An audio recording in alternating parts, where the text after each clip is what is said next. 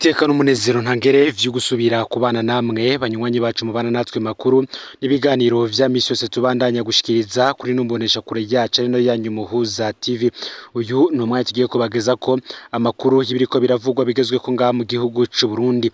N'amakuru tuzagaruka kuri vyinshi bitandukanye cyane cyane mu gisata ca politike mu mugambwe CNDD-FDD ndetse no ku butegetsi, kandi nanone tukaza kugaruka ku vyagiye biravugirwa mu rubanza rwa General Guillaume Bunyoni, aho ubwiwe yivugiye ko atari kwicwa nkuko Adolphe Nshimirimana yishwe ndetse na General Atanaze Kararuza. Uyu General Atanaze Kararuza yari umuhanuzi mukuru yarajejwe ibibazo vya gisirikare mu biro vy'icegera ca mbere c'umukuru w'igihugu, yagandaguye mu gatondo ko kwigenekerezo ya 2025 ndamukiza umwaka w'2016. Uyu akaba ariciwe hamwe n'umukenyezi wiwe be n'umwana yacikaniye kwa muganga. Ese ninde yamwishe? Vyose turaza kubigaruka ko. Gusa imbere ko tugaruka ku rupfu rw'iyi ntwazangabo hari intahe ya Corporal Dieudonné Kwizera, umwe mu bari bacungereye ubuzima bwa Atanaze Kararuza umunsi agandagurwa. Uyu we akemeza ko hari ibimenyetso bari basanganywe vyerekana ko Kararuza yari yimirije kugandagurwa, avuga kandi amazina yabo babo yabonye babarashe. Corporal Kwizera yemeza ko kandi Kararuza n'umukenyezi we batashotse bacikana mu gitero, ahubwo Joseph Mathias Niyonzima batazira Kazungu ariwe yaje kubahohosha. Vyose turaza kubigaruka ko muri ano makuru. Nkuko mu rubanza rwa Bunyoni hagiye haravugirwamwo amabanga menshi atandukanye, cyane cyane ku mabanga akorerwa imbere mu mugambwe ndetse no mu butegetsi bwa CNDD-FDD, aho zimwe mu ntwazangabo zikomeye cyane zicwa kugira ngo abandi baronke ibibanza canke se nubundi bakagirirwa nabi, abandi bagapfungwa amatungo yabo agafatirwa kugira ngo nubundi abari ku butegetsi bakomeze bidegemvye uko bavyishakiye. Aho rero Bunyoni yabashijwe impamvu yagiye kunyegera igihe hari hatangajwe ko ari buze gusakwa, akavuga ko ico gihe abamuburiye harimwo General Sirasi Ntigurirwa. Akavuga ko rero we hatari gupfa nkuko General Atanaze Kararuza yishwe n'intwazangabo, yishwe n'abasirikare n'ubundi bari batumwe n'abategetsi ndetse n'urupfu rwa Adolphe Nshimirimana. Reka tugaruke kuri Atanaze Kararuza. Mu gatondo k'igenekerezo ya 2025 ndamukiza umwaka w'2016, imbere gato y'isaha 2 z'igitondo, Atanaze Kararuza yaratonze ku kazi yakorera mu biro vy'icegera ca mbere c'umukuru w'igihugu, aho yari umuhanuzi mukuru araba ibibazo vya gisirikare. Mu modoka uretse umudereva n'abasirikare babiri bari bajejwe umutekano wiwe, General Kararuza yari kumwe n'umupfasoni wiwe be n'ikibondo ciwe rajanye ku ishure. Amasase y'urutavanako yatanguye kwasirana mu gihe imodoka ireruye General Atanaze Kararuza yari igeze neza na neza imbere y'ishuri rya Saint Esprit kwibarabara riduga mu Gihosha. Ico gitero cahitanye General Kararuza, umukenyezi wiwe n'ikibondo cavuye citaba Imana aho cari kigwariye mu bitaro vy'abasirikare mu Kamenge. Abakurikiranye ivyo munsi bemeza ko imbere ya gato yuko igitero kiba habonetse abasirikare batonze kuri iryo barabara nkuko wamengo hari umutegetsi agira arengane. Bamwe muri abo basirikare baramaze kuvugwa kenshi, amazina yabo agakekwa cane, bamwe mu bahoze bagendanira umuhisi Lieutenant Colonel Darius Ikurakure. Abarokotse muri ico gitero bemeza ko hari bamwe mu ntwazangabo mu gisirikare no mwiperereza biboneye bagize uruhara muri ico gitero. General Atanaze Kararuza uyu yafatwa nk'intwazangabo itarashigikiye abashatse gutembagaza ubutegetsi muri Rusama umwaka w'2015. Bamwe bamuvuga nk'oba yarakundwa cyane na Petero Nkurunziza ku buryo yoba yari hafi kumugena kuba umushikiranganje wo kwivuna abansi.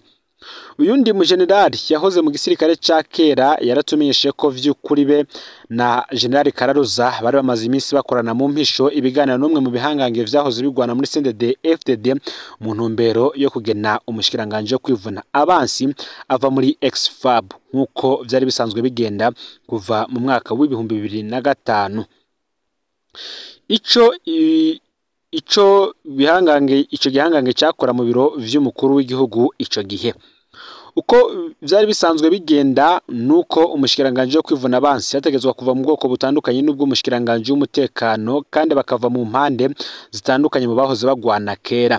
Icyumviro cyo kugena umushikiranganje wo kwivuna abansi ava mu ba ex-FAB hari abandi batacerekwa mu bihangange bya CNDD-FDD. Aho rero niho haravuye umugambi wo kugandagura Generali Atanazi Kararuza. Nimwe kandi hari andi makuru ahari yibangajanye n'igandagurwa rya General Atanazi Kararuza. Ico bikora imyaka 5 yari irangiye umushikiranganje wo kwivuna abansi ava mu ba ex-FAB aganywe mu gihe umushikiranganje w'umutekano we yama ari ex-FDD. Inyuma byarabaye kandi aho nyuma y'igandagurwa rya General Atanazi Kararuza, Petero Nkurunziza yemeye amatohoza kwategezwa kwerekana ivyabaye mu ndwi imwe gusa.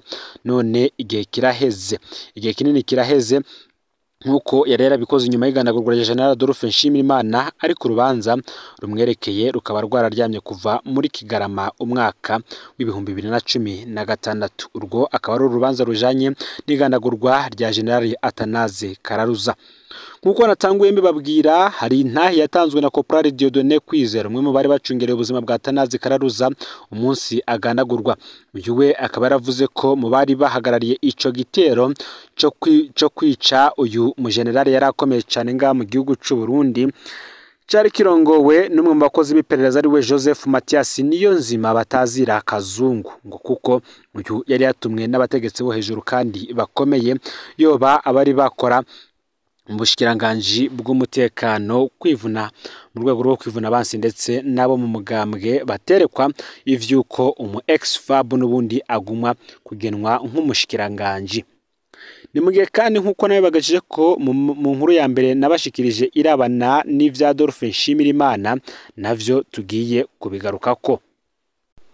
Ubundi Adolphe Nshimirimana mu mateka y'u Burundi ari muri babiri bakoze ibihakwa kuba nk'ibitangaro. Aba ari mu barongoye ingabo zihanganye ku rugamba kandi barabakuru bazo. Mu nyuma ari kandi muri bamwe bashizwe hamwe mu biro bikuru vy'intwaramweto z'u Burundi, umwe nk'umukuru wavyo undi nk'icegera ciwe, maze bo bakigisirikare gishasha gikozwe n'abahoze bashamiranye. Aba yari Lieutenant Germain Niyoyankana, Lieutenant General Germain Niyoyankana ndetse na Lieutenant General Adolphe Nshimirimana. Reka tubigaruke ko gato. Imbere y'uko ubundi hasinywa amasezerano yo guhagarika intambara, Germain Niyoyankana yari umukuru w'ibiro bikuru vy'intwarameto mu gisirikare cy'u Burundi FAB, mu gihe Adolphe Nshimirimana nawe yatwara ibiro bikuru vy'ingabo za CNDD-FDD. Aho rero igisirikare cy'u Burundi gifatanirijwe kikaba FDNB. Generali Niyoyankana yabandanije kuba umukuru w'ibiro bikuru vya gisirikare, nayo Adolphe Nshimirimana bicegera ciwe. Ivyo aba bagabo bompi bakoze byaratangaje benshi. Mbere Uburundi bufatwa nk'akaruriro mu migambi bene yo gufatanya abahoze bagwana.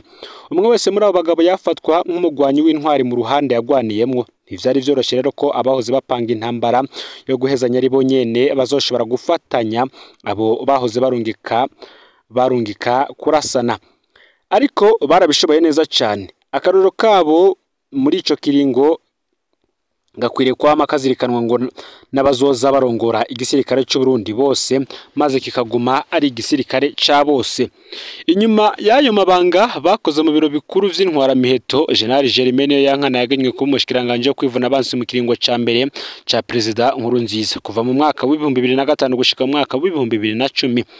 Mu nyuma yarakoze mu rwego mpuzamakungu. General Adolphe Nshimirimana nawe yaganywe gutwara iperereza ry'igihugu SNL kuva muri 2005 gushika mu mwaka w'ibihumbi 2014. Mu nyuma abugujejwe amabanga mu biro vy'umukuru w'igihugu, charge de mission.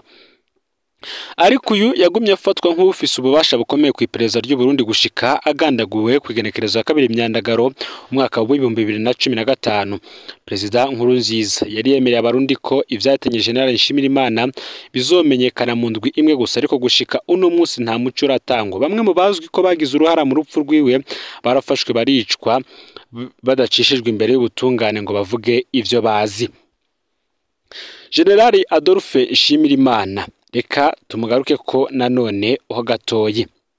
benshi bamwita Umunyakamenge, ariko Adolphe Nshimiyimana yavutse ku igenekerezo ya 12 Nyakanga umwaka w'igihumbi kimwe amajana 1964 ku mutumba wa Murangara muri komine Gishubi ho mu ntara ya Gitega. Dosiye yo mu gisirikare ikavuga ko ari umuhungu wa Simoni Nzobakenga na Terezia Ndenzako. Adolphe Nshimiyimana nawe ari mu bahunze Burundi akiri muto cyane atarakwiza neza imyaka 8 y'amavuka. Mu mwaka w'igihumbi kimwe amajana 1972 ico gihe umuryango we wahungiye mu gihugu cy'u Rwanda uraheza ubahitwa Muhima i Kigali. Aho niho Adolphe Nshimiyimana yize amashuri mato abandaniza ayisumbuye kuri Ecole Libre Technique y'Igikondo, ari naho yarangirije amashuri mu mwaka w'igihumbi kimwe amajana 1986. Dosiye mu gisirikare ikavuga ko yari afise urupapuro rw'umutsindo rwa A3.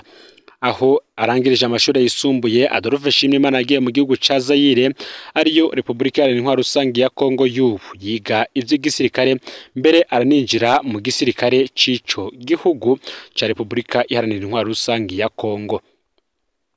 Mu mwaka w'igihumbi kimwe amajana 1993 Adolphe Nshimiyimana yaragarutse mu Burundi inyuma y'insinzi y'umugambwe Frodebu yaba mu Kamenge quartier Kavumu nimero 4. Ico gihe Adolphe Nshimiyimana yari umukozi w'iperereza akora nk'umupolisi muto yagendanira umukuru wa PAF, igipolisi kijejwe imbibe n'abanyamahanga. Inyuma y'igandagurwa rya President Melchior Ndadaye, Adolphe Nshimiyimana ari mu bambere bafashe umuheto mu Kamenge. Ico gihe yifatanije n'uwitwa Pascal Gashirabake batazira Savimbi, Adalbert Ntawuyamara batazira Dede, Vena Ntirampeba be n'uwundi batazira Gangi.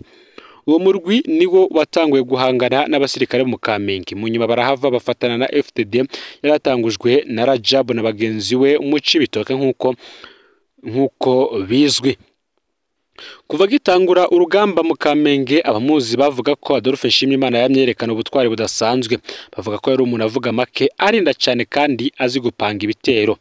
Abo basangira urugamba bamuvuga ko yarazi kwicisha bugufi kandi akiyegereza cyane ingabo ajejwe. Ivyo vyatumye abo arongoye bamukunda cyane. Muri iyo myaka kandi yarigishije urwaruka rutari ruke ibijanye n'igisirikare. We n'abagenzi we baragwaniye mu Kamenge biratinda birankabaja mu kibira, maze barubaka neza umuhari wabo FDD wahavuye uhinduka ishami rya gisirikare ry'umari CNDD warurongowe na Leonard Nyangoma. Muri FDD Adolphe Nshimiyimana yaragiye aduga mu mapete n'amabanga, bivuga ko yaciye ku ngazi zose z'uburongozi mu gisirikare, ariko hose abamutwara bakamugomwa ubutwari yari afise ku rugamba. Ariho mu mwaka w'ibihumbi 2001 aho Jean Bosco Ndayikengurukiye atembagarijwe mu burongozi bwa CNDD FDD, Adolphe Nshimiyimana yajejwe kurongora igisirikare. Petero Nkurunziza arongora umuhari, Hussein Rajabu abandanya ari umunyamabanga mukuru, yongera azezwe ibiganiro vya CNDD FDD na leta. Inyuma y'amasezerano yo guhagarika intambara rero, Adolphe Nshimiyimana atawutse mu gihugu hamwe n'izindi ndongozi mu mwaka w'ibihumbi 2003.